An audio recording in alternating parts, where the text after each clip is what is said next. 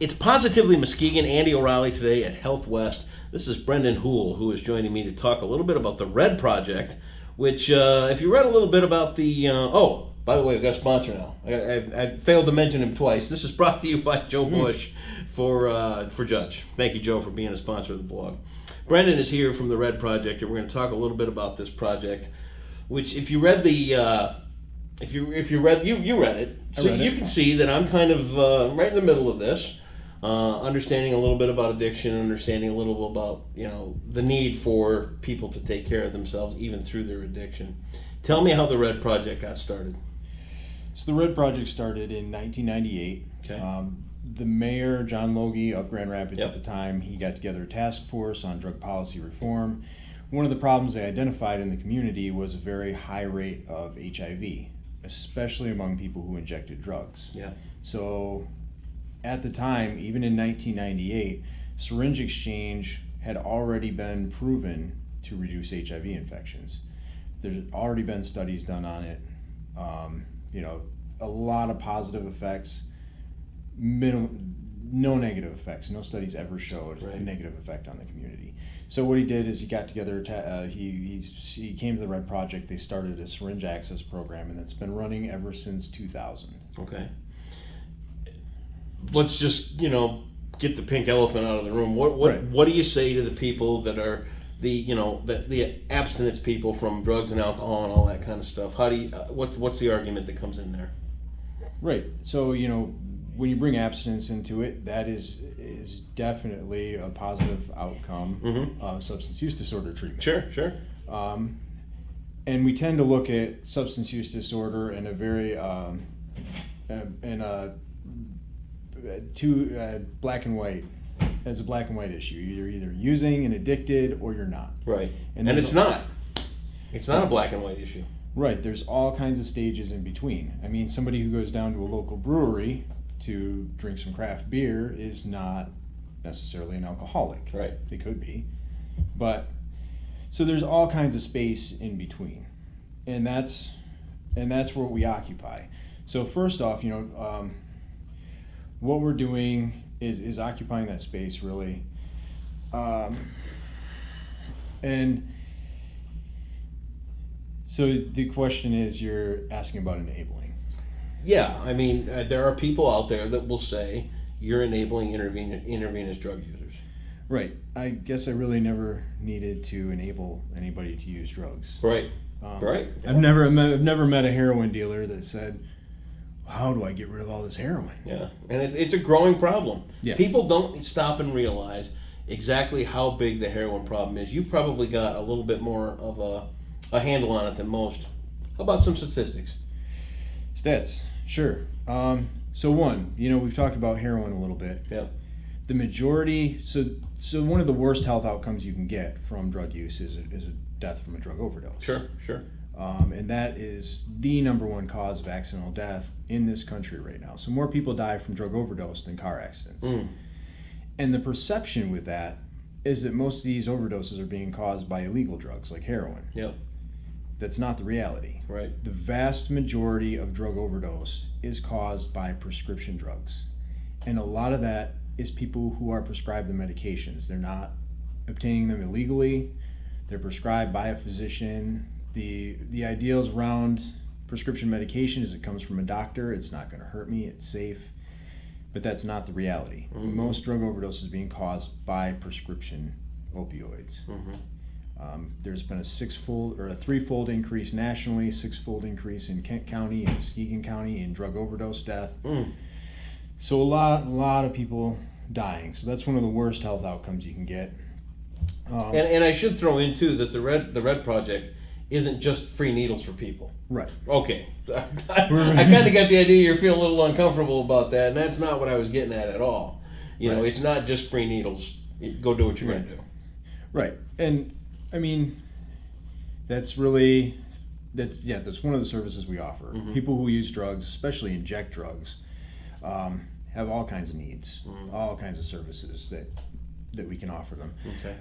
So in Muskegon, what we currently do is offer overdose prevention and response training. Okay. We teach people how to use the medication naloxone. If they witness a drug overdose, they can administer it, very safe, very effective medication, will reverse a drug overdose. Okay.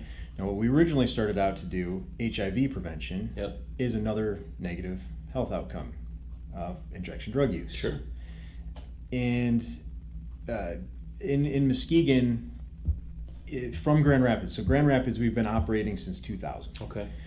Now in Muskegon, the rates of new HIV infections among people who inject drugs are double what they are in Grand Rapids. Double. Right. In Muskegon. So new HIV infections in Grand Rapids, about 8% of new HIV infections are attributed to injection drug use. Okay. In Muskegon, it's about 16%. Mm. So that's one of the lesser disparities we see Okay. between Kent County and Muskegon. Okay. Hepatitis C, another indicator for the health of the community. Hepatitis C is a virus. It's primarily spread by people sharing injection equipment. Okay.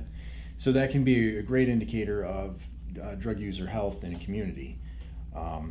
And Muskegon, again, we've got over double the incidence rates. So double the new hepatitis C infections, double the amount of people living with hepatitis C. So it's not good. No. And it's very easily preventable with Yeah. syringe access services. Okay. I already talked about drug overdose. One of the other, and we talked about addiction earlier. Mm-hmm. One of the other benefits of a syringe access program is when people are out there, they're using, they're not ready to stop yet, they're at a different stage of their use, they're still linked to services. So they're actively using drugs, but they're coming in to get syringes, they're talking to counselors, they're talking to recovery coaches, whoever's staffing the syringe access program. Yeah. People who use the syringe access program are actually 4 times more likely to seek treatment than somebody who's out there using who's not accessing syringes. So it's kind of a first step. Yeah. I mean, if you look at it under like a 12-step model. Well, not even necessarily that. I mean, because the 12-step model, that throws some people way off. Right. So but you it's a step in the right direction for somebody that's abusing or using intravenous drugs. Right. It's like a 0 step. Like, Okay. there's, and the perception a lot of times is that people who are using drugs, especially when they inject drugs, is that they don't care about their health. They don't care what happens to them. Right. And that's very contrary to what we see in Kent County. That's contrary to what they've seen since the advent of syringe access in the 80s. People do care about their health. They will take advantage of these services. They will take steps to better their health, which means you give them the tools, you give them the education to take these positive steps. Yeah. They don't stop there. Yeah. People want to continue to better their lives, and when they see they can have some successes, they'll continue down that path. You hope. I hope. Yeah, everybody hopes. I mean, that's Yeah. kind of what it comes down to. Yeah. It's hard to comprehend for a lot of people that somebody that's caught in an addiction, be it pills or drugs or anything like that, that there's a person underneath there. Yeah. You know what I mean? And it's a good person, and it's a person that stepped off the path the wrong way, and now they're in over their heads and they don't know where to turn. And I think with the access program, at least all you're saying is until you're ready to make that jump and start your path of recovery, do what you can to keep yourself in decent shape. Right. Avoid the risk. Yeah, it's beneficial for the individual. Yeah. And it's also beneficial for the community. Yeah. Because the less prevalence of things like HIV, hepatitis C you have out there in the community, the safer it is. Do you find that there are groups out there that protest your work? No. No? No, we've had a lot of support in Kent County. Really? We were started by the mayor. Sure. Well, So basically no resistance there. Sure. We expanded our services in 2011, so we needed to go in front of the city commission because you can't do syringe access without permission from the city commission. Right. So we went to them, we said we want to expand, we want to offer these services all over the city to different neighborhoods. And we went with so much support from the religious community, other service providers. Our community is really behind us. Good. Plus there's been a ban in place on using federal state money for a long time. So Yeah. we haven't been able to get any funding.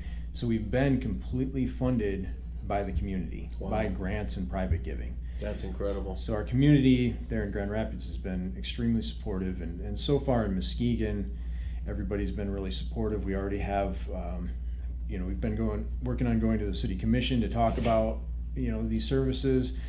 We've already got letters of support from, well, I'm not going to put that out there yet, but from a lot of the community. Yeah.